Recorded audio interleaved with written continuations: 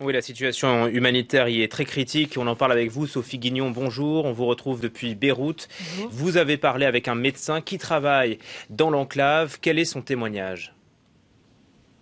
Oui, tout à fait. J'ai pu m'entretenir avec le docteur Amani, qui est un médecin pédiatre dans la région de la Ghouta orientale, donc qui est effectivement assiégée maintenant depuis 5 ans par le régime de Bachar al-Assad et où les combats s'intensifient.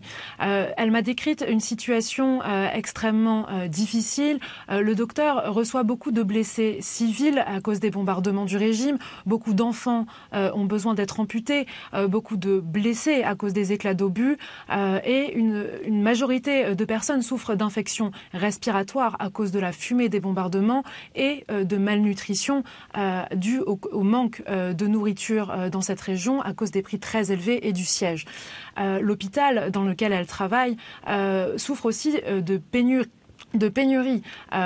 Il y a un manque de médicaments. Elle me disait que parfois les médecins utilisent des médicaments périmés où ils n'ont d'ailleurs tout simplement pas de médicaments pour répondre aux besoins de leurs patients.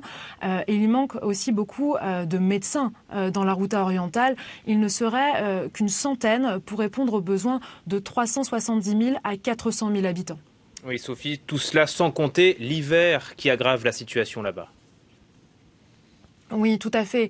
Les habitants actuellement dans la Ghouta orientale n'ont accès à l'électricité que grâce à des générateurs qui fonctionnent sur des plages horaires très limitées et sont d'ailleurs plutôt réservés aux infrastructures comme les hôpitaux.